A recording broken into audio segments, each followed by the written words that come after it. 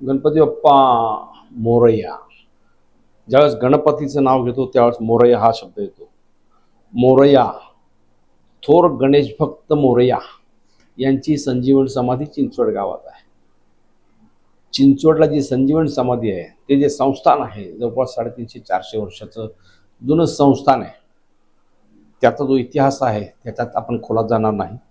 आता जो विषय आहे, या संस्थांच्या मुख्य विश्वस्तांची निवड हा आताचा विषय आहे. नमस्कार, मी अविनाश चिलेकर, PCB टुडेमध्ये आपलं स्वागत आहे. चिंचवडचं जे देवस्थान आहे या देवस्थानचे मुख्य विश्वस्त त्यांची निवड, त्याची प्रोसेस आता सुरू आहे. पण त्याच्यामध्ये सगळं गूढ आहे. जे आहे ते वादग्रस्त होत चाललेलं आहे. जे आहे त्याला राजकारणाचे रंग यायला लागलेले आहेत. नेमकं त्याच्यामध्ये कुठलाही पारदर्शकता दिसत नाही. कारण काय ती काही समजत नाहीत. मुळात चिंचवड देवस्थान हे किती मोठं आहे. याच्यामध्ये विश्वस्त म्हणजे आत्ता जे प्रमुख विश्वस्त जे आहेत त्यांची मी नावं तुम्हाला सांगतो. आत्ता जे प्रमुख विश्वस्त आहेत ते मंदार महाराज देव पिरंगुटकर, ते मुख्य विश्वस्त आहेत. नंतर ते 2016 पासून आहे, 10 वर्ष साधारण त्यांची मुदत असते. दुसरे आहेत हिंजवडीचे जितेंद्र रमेश देव, हे एक विश्वस्त आहेत.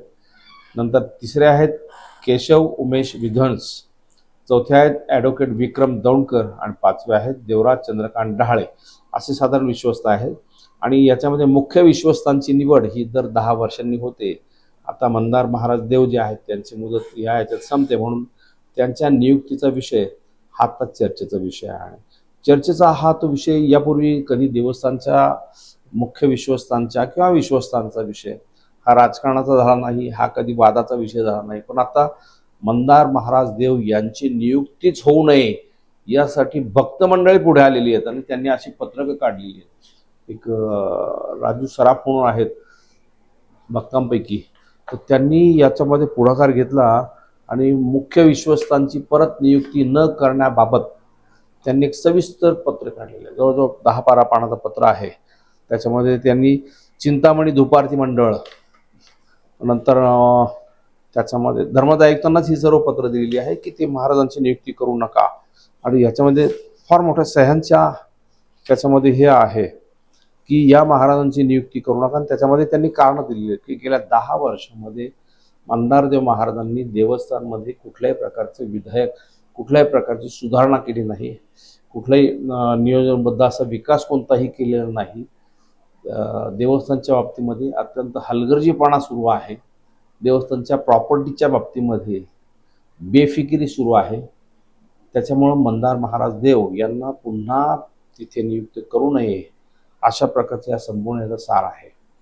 मुळात 350 वर्षापूर्वीचं हे जे देवस्थान आहे चिंचवड देवस्थान, ह्या देवस्थानच्या अंडर अष्टविनायकापैकी मोरगाव, सिद्धटेक आणि थेऊर ही 3 प्रमुख देवस्थानं चिंचवड देवस्थानच्या अंडर व्यवस्थापन आहे.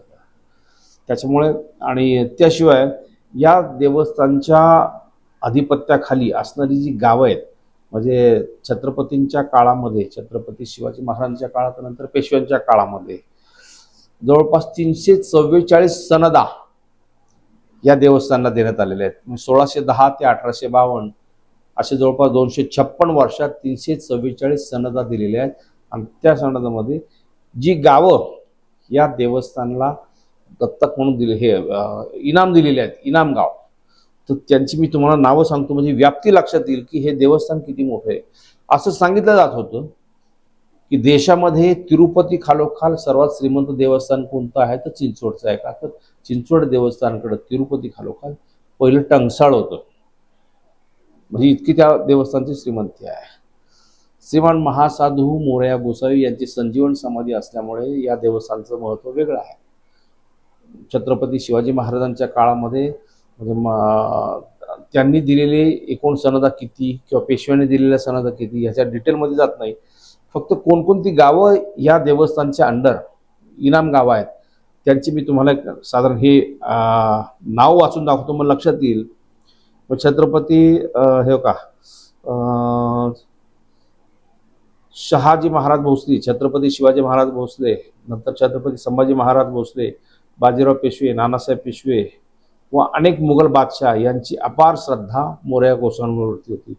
त्यामुळे त्यांनी या देवस्थानाला चिंचवड भोसरी, चिखली, बाणेर, रावेत, पिरंगुट, जांभे, मान, थेऊर, मोसे खोरे आपण ज्याला म्हणतो मावळमध्ये, मुळशीमध्ये, उर्से, पौड, सुपे, कुंभारवळण, सुपे तिकडे दौंड पुरंदर, कुंभारवळण, लोणी भापकर, पंधरे हे बारामतीचं, कोथळे, आंबी, काझड, शेलगाव, पिंपळे गुरव इकडे पिंपरी चिंचवडचं, नेरे जांभे हिंदवडीच्या तिथलं, इंदापूर, मुडखेल, मावडी, मोरगाव, नायगाव, राजुरी, दौंड, बारामती, बोबगाव, सासवड, शिरवळ, खेड, हिंजवडी, वाकड, पिंपळे सौदागर, आकुडी, चिंचोली, चाकण सुद्धा आहे, ताथवडे, भिवरी, नाणे, यवत, सिद्धटेक, ओझर, पाली, अंबरनाथ घाटाखालचे, कसबे, भिवंडी, चौल, खारेपाटण, बोराटी, मुरबाड, चोन, कान्हेर, सांगवे इत्यादी 12 मावळातली जी गावं आहेत ती स्वराज्याच्या प्रारंभी व स्वराज्याच्या स्थापनेनंतर अशी गावं इनाम म्हणून या संस्थांना मिळालेली आहेत. त्याच्यामुळं त्या गावामध्ये जमिनीची कुठलेही व्यवहार असले तर या संस्थांची ना हरकत दाखला घ्यावा लागतो व्यवहार करताना. म्हणून हे संस्थान त्या अर्थाने फार महत्त्वाचं आहे. जमीन व्यवहाराचे जे सगळे आतापर्यंतचे इथे ट्रान्झॅक्शन्स आहेत ही सगळी गूढ निर्माण करणारी आहेत. म्हणून देवस्थानमधलं गूढ वाढत चाललेलं आहे आणि देवस्थानमध्ये विश्वस्त म्हणून नियुक्त होण्यासाठी चढाओढ सुरू असते. यापूर्वी विघ्नहरी देव महाराज होते, सलग 20 वर्ष जवळपास त्यांनी कामकाज पाहिलं.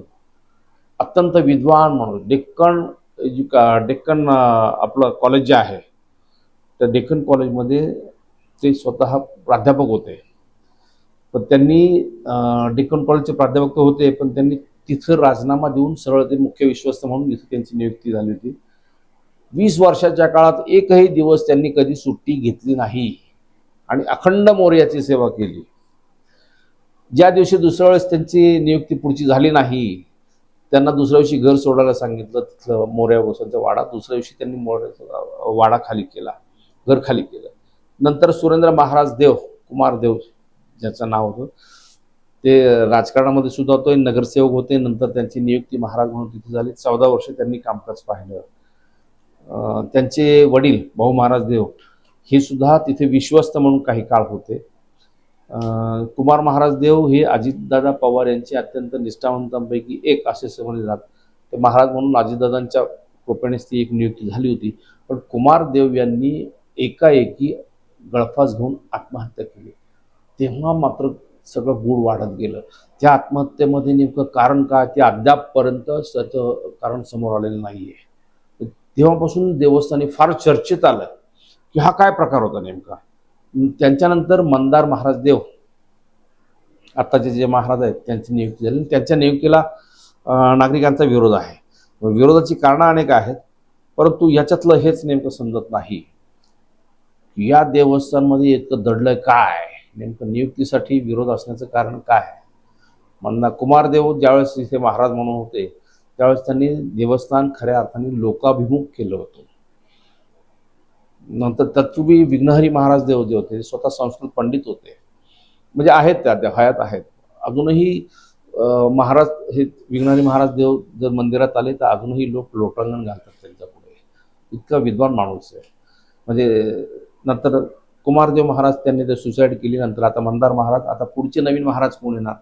मंदार महाराज देव यांनी स्वतःची पुन्हा नियुक्ती व्हावी यासाठी त्यांनी सुद्धा प्रयत्न सुरू केलेले आहेत. मध्यंतरी राष्ट्रीय स्वयंसेवक संघाचे सरसंघचालक मोहनजी भागवत हे सुद्धा देवस्थानला भेट देऊन गेले. अनेक मान्यवर दरवर्षी उत्सवाच्या निमित्ताने इथे भेट देत असतात.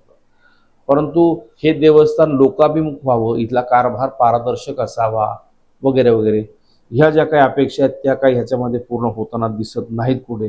त्याच्यामुळे देवस्थानविषयीचं हे वाढत चाललेलं आहे. आता ही तुम्हाला मी सगळी गावं सांगितली, इनाम गावं, या गावांची एकूण जमीन किती याचा अद्यापपर्यंत या देवस्थानकडे रेकॉर्ड नाही आहे. संशय वाढण्याचं कारण काय.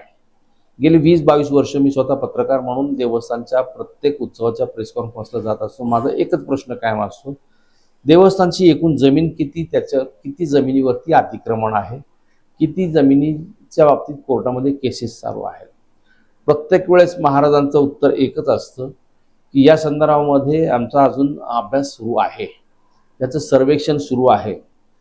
देवस्थानच्या जमिनी बळकावण्यासाठी राज्यकर्ते तुटून पडतायत. प्रत्येक ठिकाणी देवस्थानच्या जमिनी जबरदस्तीने धाकदपटशाने महाराजांच्या टेबलावरती पिस्तूल ठेवून सह्या करून घेतल्या जात आहेत. महाराज एनओसी देत आहेत, हे आक्षेपार्ह आहे.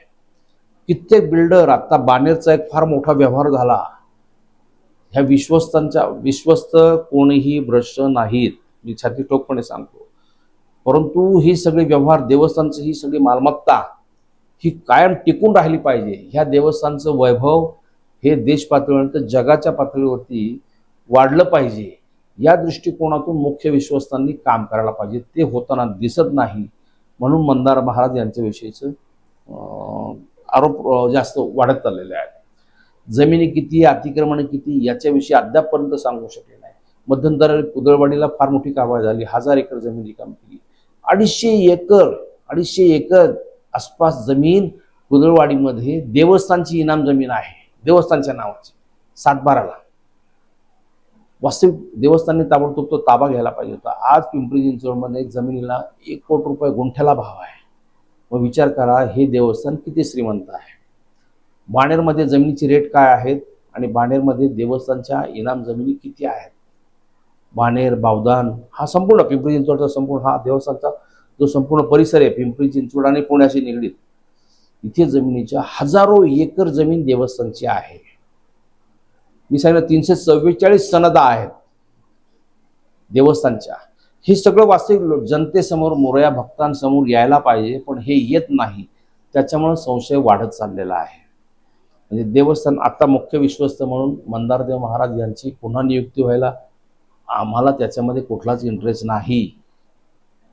हे देवस्थानचं काम आहे, हे आध्यात्मिक आहे. ह्या धार्मिक कार्यामध्ये तसं राजकारण किंवा बाकी कुठल्या गोष्टी येतात का म्हणे, पण देवस्थानचं जे स्वतःचं वैभव आहे, देवस्थानच्या ज्या प्रॉपर्टीज आहेत त्या इंटॅक्ट कायम राहायला पाहिजेत. त्या जमिनी विकून देवस्थानचा कारभार जो सुरू आहे तो अत्यंत मारक आहे. देवस्थानला कायमस्वरूपी उत्पन्नाचं साधन मिळावं या दृष्टिकोनातून तिथे कुठलेही प्रयत्न होताना दिसत नाही. बिल्डर लोक, राजकारणी देवस्थानच्या जमिनीचे लचके तोडतायत आणि तिथे देवस्थानचे मुख्य विश्वस्त म्हणून ज्यांची जबाबदारी आहे ते जर हाताची घडीन तोंडावर बोट ठेवून गप्प बसणार असेल तर ते घातक आहे. देवस्थानचं फ्युचर त्याच्यामुळे धोक्यात येऊ शकतं. हा त्यातला मुख्य भाग आहे. आणि मंदारदेव महाराज या विषयावरती बोलत नाहीत. ज्यावेळेस ते बोलत नाहीत त्यावेळेस गूढ वाढत जातं. म्हणून त्यांनी बोललं पाहिजे, हा त्यातला महत्त्वाचा विषय. TDR घोटाळे, कुमारदेव यांच्या आत्महत्येचं मुख्य कारण TDR घोटाळा आहे असं समजलं जातंय. चर्चा ती आहे. म्हणजे अनेक बिल्डरांनी देवस्थानच्या जमिनी लाटल्यात, त्याचा TDR जो देवस्थान मिळाला पाहिजे तो मिळत नाही. भोसरी सर्वे नंबर 1 मध्ये देवस्थान तळ वगैरे भोसरीचं जे आहे ते सगळ्या देवस्थानच्या जमिनी आहेत सगळ्या. त्याचा TDR नेमकं घेतला कोणीही. जे कुमारदेव यांची आत्महत्या आणि पंचशील हॉटेलचे जे संचालक होते अजित चोरडिया यांची आत्महत्या ह्या एकाशी एक निगडीत आहेत. पण या संदर्भात दोनही आत्महत्या कशामुळे झाल्या हे अद्यापपर्यंत निष्पन्न झालेलं नाही. तुम्हाला देवस्थानचा आणि ह्याचा त्याची काय संबंध आहे. हे सगळे देवस्थानच्या जमिनीशी निगडीत व्यवहार आहेत. म्हणून हे बोलण्याची वेळ येते. जनतेला ह्या गोष्टी माहिती नसतात. जे आमच्यासमोर हातात कागदोपत्री येतं, जी प्रॉपर माहिती मिळते विश्वासू मंडळींकडून, त्याच्यानुसार मी हे बोलतोय. हे फार घातकी आहे. आणि हे असं जर सुरू राहिलं तर एक दिवस देवस्थानच्या सगळ्या जमिनींचा निकाल लागेल, काही हातात राहणार नाही. म्हणून हे बोलायची वेळ येते. धर्मदाय आयुक्त आता ह्या मुख्य विश्वस्तांची नियुक्ती करणार आहेत. नियुक्ती करताना जवळपास 10 ते 15 लोकांनी काहीतरी अर्ज केलेले आहेत. त्यातल्या देवघराण्यातलीच व्यक्तीची नियुक्ती होती, बाहेरची कोणाची होत नाही. त्याचे जे निकष ठरलेले आहेत त्याच्यामध्ये म्हणजे त्याचे निकष काय साधारण तुम्हाला सांगतो. त्याच्यामध्ये निकष असे आहेत की नारायण महाराज देव यांच्या परिवारातील एक सदस्य, इतर देव परिवारातील एक सदस्य, मोरगाव, सिद्धटेक, थेऊर अश्वनापैकी संबंधित येथील 1 सदस्य आणि इतर मान्यताप्राप्त 2 सदस्य. इतर मान्यताप्राप्त 2 सदस्यांमध्ये आता वकिलांची नियुक्ती व्हायला लागली. खरं पाहिलं तर पिंपरी चिंचवड मधला एखादा सदस्य तिथे असला पाहिजे. गणेश भक्त म्हणून ज्यांचं काम आहे अशा मंडळाची एखाद्याची नियुक्ती व्हायला पाहिजे. प्रत्यक्षात वकील मंडळी धर्मादाय आयुक्तांशी काही अंशी चर्चा करून त्यांच्याच नियुक्त्या होत आहेत.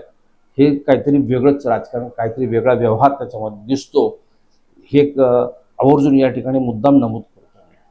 म्हणजे देवस्थानच्या आत्तापर्यंतच्या जेवढ्या प्रॉपर्टीज आहेत त्या किती प्रॉपर्टीज आहेत. तुम्ही तिरुपती देवस्थानचं वार्षिक उत्पन्न 10,000 कोटी, 7,000 कोटी, शिर्डीचं देवस्थानचं इतकं उत्पन्न, मोरया गोसावी देवस्थान ट्रस्ट यांचं एकूण उत्पन्न किती, यांच्या एकूण जमिनी किती, अतिक्रमण किती, कोर्टात केसेस किती, याविषयीचं उत्तर मिळत नाही. तोपर्यंत याचा पाठपुरावा आम्ही सुरू ठेवणार आहोत. मोरया मोरया. जनहो, तुम्ही सुद्धा या विषयावर बोललं पाहिजे. धन्यवाद.